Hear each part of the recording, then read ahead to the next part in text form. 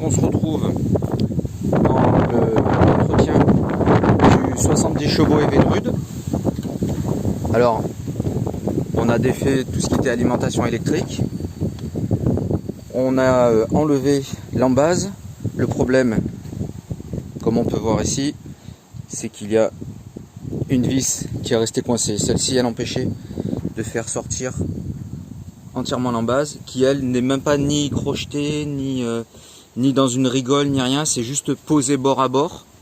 Donc dès que la vis a cédé, l'embase est venue directement.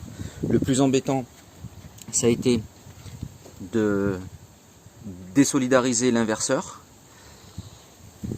Il faut aller sous le VRO, défaire une clavette. Celle-ci, il faut défaire la clavette, pas facile d'accès.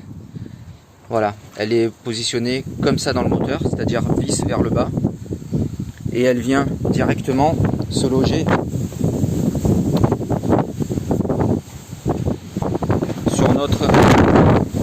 sur notre tête.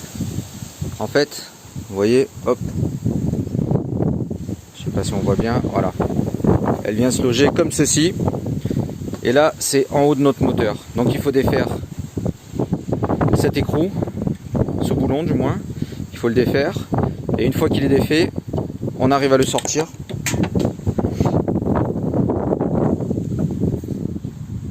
On la récupère. Voilà, on arrive à la sortir comme ceci. Voilà. Là, hop, on l'extrait. Ça, on le récupère. On va le perdre. Et toute cette tige-là, elle va directement glisser dans notre logement. Voilà.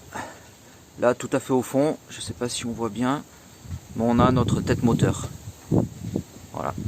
Alors bien sûr, ça fait quelques années, je pense que ce moteur n'a pas été entretenu. Il y a de la boue, des petits mollusques qui se sont mis sur nos tiges. Voilà. Donc on va essayer de faire un bon nettoyage. Les écrous ont été baignés de WD-40. Voilà. Ah oui, pour accéder à l'écrou qui était coincé, il a fallu enlever l'hélice. Pour pouvoir envoyer une perceuse dans notre logement. Donc le trou a été agrandi malheureusement. Mais comme c'est dans le logement du compensateur, ça posera pas de problème avec un écrou inox. Un écrou inox et une rondelle inox. Voilà, donc on voit encore un petit peu la limaille pour agrandir le trou. Et de suite, dès que cet écrou a été sectionné, eh bien, l'embase est venue directement. Donc là maintenant on va défaire notre logement de Vortex. Et on va voir dans quel état il est. En tout cas, c'est une sacrée aventure. Et aujourd'hui, il y a beaucoup de vent, donc on travaille pas dans la chaleur, c'est sûr.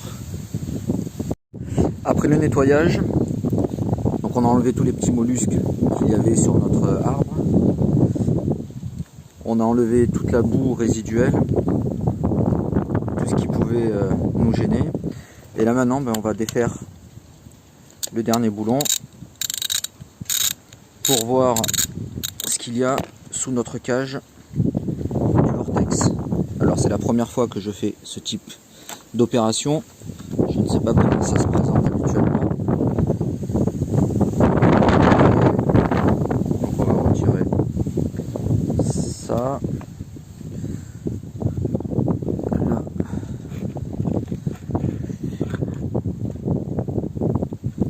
Alors. Il est bien coincé dedans. On va le soulever tout doucement.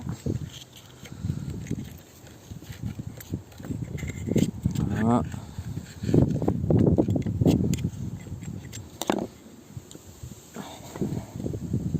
Oh, c'est bien serré. Voilà. Petit à petit, on y vient. On y vient, on y vient. Alors je me demande si réellement c'était le bon. Parce qu'il est vraiment grand.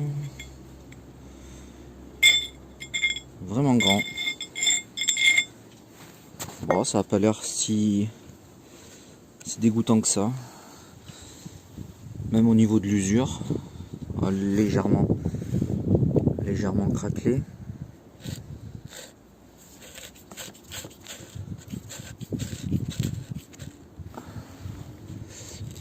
Ouais, il manque des bouts là, on voit. On voit ici un jour. Bon, on va essayer de la retirer. Non, ça veut pas venir.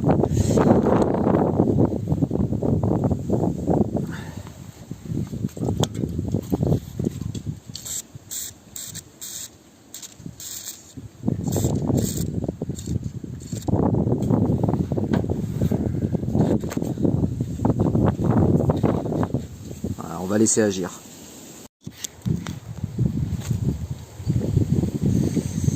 Alors, de ce qu'on a vu sur internet, en fait c'est forcé. Donc on va essayer de décoller notre vortex.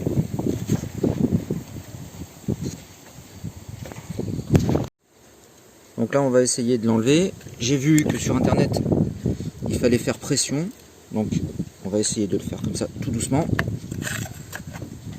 Voilà, c'est bien. Ça vient petit à petit, bien sûr ça bloque. C'est très dur, très dur. Donc on va faire tout doucement. Et là déjà ça s'est bien décollé. Tout à l'heure c'était en contact. Là maintenant c'est faisable. Par contre il ne faut pas faire de bêtises et trop forcer. Voilà. Oh. Voilà, il est venu. Il est venu. On va y aller tout doucement. On va y aller tout doux. On va remettre peut-être même du WD-40. Alors, il y a une clavette en dessous. Alors je découvre qu'il y a ici une petite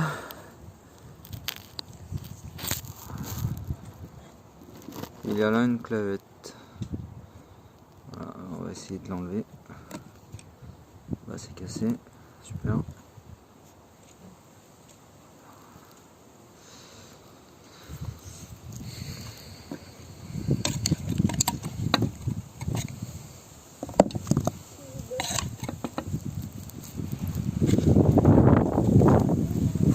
Donc petit à petit elle vient.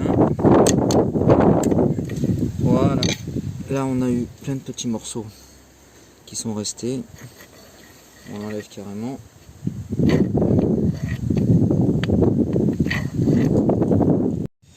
Donc là voilà, elle a finalement bien voulu venir.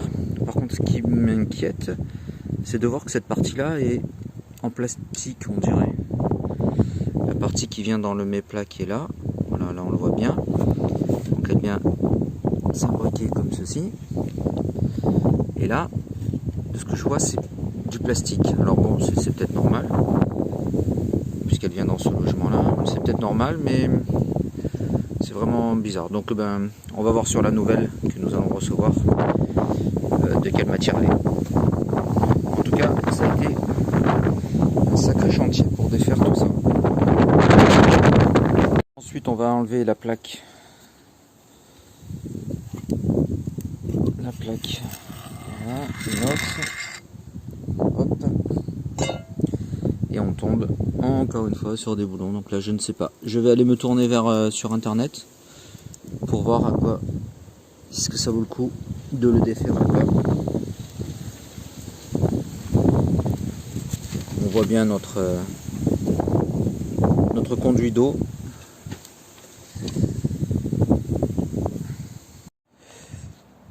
Donc sur cette Evinrude 70 chevaux VRO, il y a toujours quelque chose qui m'a ennuyé, c'était la saleté qui s'accumulait au fond du compartiment moteur. Donc on est dans cette partie-là, là. Voilà. Et je n'avais jamais vu sur les tutos quelque chose qui puisse nous expliquer comment nettoyer le fond. Alors, j'ai dévissé quelques vis. Elles se trouvent à l'arrière, ici et ici. On en a deux autres. Vous voyez, je les ai défaites là. Voilà, ici et là. Et en fait, on arrive à débloquer cette partie-là du compartiment moteur qui donne accès en dessous. Et là, on peut maintenant nettoyer correctement notre moteur. On a réussi à enlever cette partie-là. Et on a ça. Et ça, je ne l'avais jamais encore vu sur les différents tutos. Alors c'est sûr que là, maintenant, on arrive à voir la crasse qui s'est accumulée depuis quelques temps. Alors le joint qui doit être juste un joint enclipsé, je ne sais pas si ça vaut le coup de le changer, puisque l'eau ne monte jamais plus haut que ici. Donc c'est juste une petite assurance, donc je pense que je ne vais pas le changer. Par contre, je vais faire un gros nettoyage. Vous voyez, du coup, on arrive à pouvoir lancer en faisant attention de l'eau, en faisant attention à tout ce qui est électrique, avec la petite brosse, et on va pouvoir nettoyer toute cette crasse qui s'accumule avec le temps. Et ça, je l'avais encore jamais vu sur les tutos. Cette partie-là n'a jamais été enlevée. Alors, peut-être que je les ai pas tous regardés, mais en même temps, ça peut nous aider pour faire un bon nettoyage. Donc voilà, après remontage de ce carter de protection qui empêchait de dépoussiérer l'ensemble. Voilà, la cuve maintenant est beaucoup plus propre. Il n'y a plus de résidus, plus de poussière, plus de graisse que je n'arrivais pas à retirer. Voilà. Tout le moteur, le bas moteur est propre. Il n'y a plus de poussière qui stagnait depuis des années. Donc là, ça me convient mieux comme ça, même si voilà, il y aura quand même encore des progrès à faire sur certains points salés. Et là, on est bien. Tant qu'à faire aussi, j'ai nettoyé les vis. Ça coûte rien de le faire, mais au moins les vis de fixation du carter sont toutes propres et nickel. L'objectif du jour a été atteint, c'était démonter l'embase, la nettoyer, défaire tout ce qui était turbine en attente de la nouvelle. Et tant qu'à faire, on va faire un petit nettoyage de l'hélice, puisqu'elle n'est pas très jolie et très poreuse. En la démontant, le cerclage, alors je ne sais pas ce que c'est, à quoi il sert, mais je vais bien me renseigner. Le cerclage a été cassé. Voilà, ça se place dessus. Et en le démontant, il a cassé. Donc on va voir pour le remplacer. Et pour refaire une beauté à cette hélice, parce que là, elle est vraiment pas jolie.